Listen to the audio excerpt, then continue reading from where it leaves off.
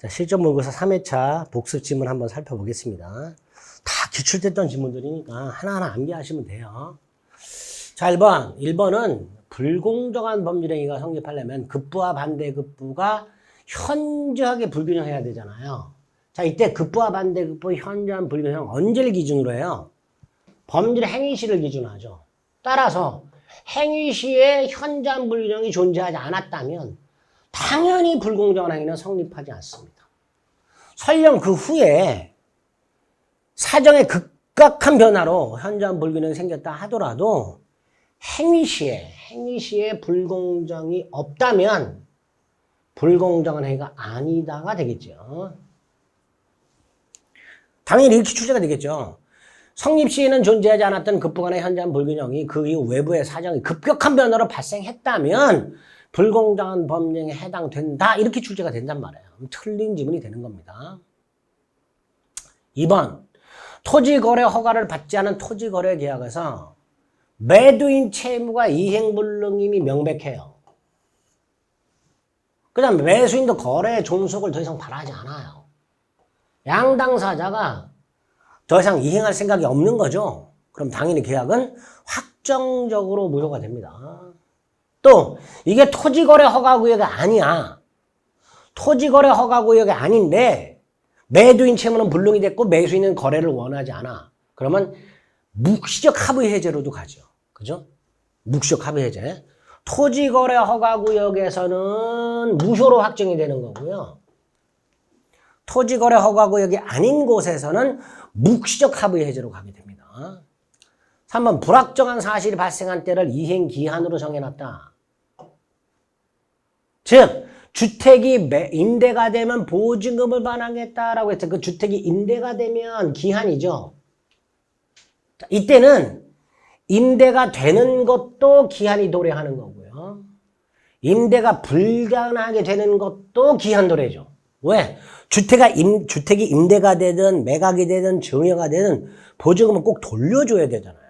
즉 불확정한 사실이 발생한 때를 이행기한으로 정했을 때 그 사실이 발생한 때는 물론이고 발생이 불가능하게 된 때도 기한은 도래한 걸로 보죠. 4번, 가등기가 되어 있는 부동산의 소유권이 제3자에게 넘어갔어요. 이때 가등기권자는 누굴 상대로 본등기 청구해요? 가등기 당시 등기명의인 제3자가 아니라 가등기 의무자인 전소유자를 상대로 본등기를 청구해야죠. 제3자를 상대로 본등기를 청구하는 게 아닙니다. 잘 나오죠. 5번, 건물의 부지는 건물 소유자가 점유하는 거죠. 그러면 건물 공유자 중 한 사람이 건물을 점유하고 있으면 당연히 공유자 전원이 부지를 점유하는 걸로 봐야죠. 건물 공유자 중 일부가 건물을 점유하고 있을 때 부지는 건물 소유자가 점유하는 건데 건물 소유는 공유니까 공유자 전원이 공동으로 부지를 점유하는 걸로 봐야죠. 6번, 공유물의 소수 지분권자가 3분의 1 지분을 갖고 있는 자가 전부 또는 일부를 독점하고 있다면 다른 소수 지분권자는 인도를 청구할 수는 없죠. 근데 독점 사용 금지는 청구할 수 있죠. 나한테 인도하라고 청구할 수는 없고요.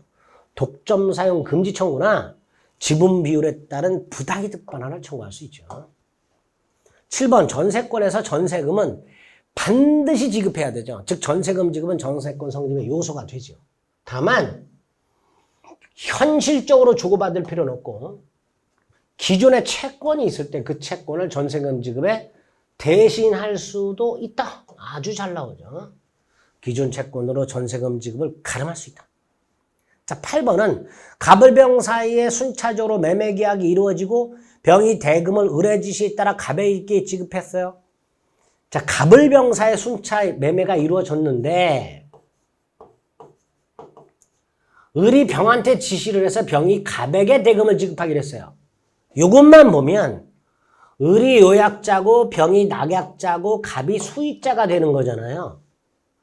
을병이 매매를 하면서 을은 병에게 대금을 갑에게 지급할 것을 요청. 제3자를 위한 계약이잖아요. 그죠? 자, 그런데 병이 갑에게 대금을 지급한 상태에서 을병계약이 해제됐을 때 병은 갑에게 지급한 대금을 갑에게 반환하라고 청구할 수는 없죠. 제3자를 위한 계약이 무효 취소 해제되었을 때 낙약자는 제3자에게 이행한 부분에 대해서 제3자에게 반환을 청구할 수는 없다. 제3자를 위한 계약에서 아주 중요한 지문이죠. 제3자를 위한 계약이 해제되었을 때 부당이득이나 원상회복은 요약자와 낙약자 사이에 이루어져야만 됩니다. 그래서 8번 지문은 제3자를 위한 계약 지문으로 이해를 잘 해주셔야 됩니다.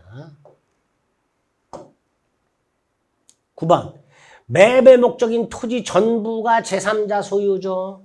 그럼 전부가 타인 권리죠. 담보 책임을 물어보고 있습니다. 전타, 선해손, 악해, 도선해. 따라서 매수인은 선악을 묻지 않고 뭐 할 수 있습니까? 해제할 수 있죠. 선해, 악해. 잘 나오죠? 자, 10번 상가건물 임대차보호법이 적용되는 기준 보증금액. 환산보증금이죠. 예컨대 서울 9억 초과. 그 임대차에 대해서는 상위법이 적용이 안 되죠. 다만 갱신요건 인정이 되는데요. 이 갱신요건은 기간 만료 전 6월부터 1월까지 행사하는 거예요. 그런데 이 초과임대차에서 기간을 정하지 않아요. 이 초과임대차에 상위법 존속기간은 적용이 안 돼요. 즉 초과임대차에서 기간을 정하지 않으면 1년으로 본다 그러면 안 돼요. 그냥 기간을 정하지 않은 임대차로서 민법 635조가 적용이 돼요. 즉 기간의 정함이 없는 임대차예요. 기간의 정함이 없으니까 기간 만료 전 6월부터 1월까지 사이 행사는 계약 갱신요건 당연히 행사할 수가 없죠. 기간을 정하지 않았으니까. 기간 만료 전 6월부터 1월까지가 있을 수가 없으니 계약 갱신 요건도 행사할 수가 없습니다. 자, 11번 집합건물 공용 부분 사용은 용도에 따라 수익 부담은 지분 비율로 변경은 3분의 2 변경이 아닌 관리는 과반수 이런 것들이 공용 부분에 관련된 거죠. 자, 변경 어떻게 돼요? 3분의 2죠. 다만 콘도미니엄 공용부만 변경은 과반수죠. 그런데 권리 변동이 있는 변동은 5분의 4죠. 콘도미니엄은 3분의 2죠. 이런 식으로 공용부의 변경 일반적인 경우와 콘도미니엄을 구별하시고 권리 변동이 있는 공용부의 변경도 일반적인 경우와 콘도미니엄을 구별하면 여기 이렇게 되겠죠. 공용부분 변경 권리 변동이 있는 콘도미니엄 변경 포함 몇 분의 몇? 3분의 2 이렇게 되겠죠. 그죠? 암기가 좀 필요합니다. 최근에 개정된 것이기 때문에 요 정도. 그래서 정리 노트도 오다 가다 가랑비 옷 젖듯이 자꾸 보고 듣고 확인하셔서 완전하게 내 걸로 만드셔야 됩니다. 아시겠죠? 네. 3회 매일 정리 노트까지 살펴봤습니다. 수고하셨습니다.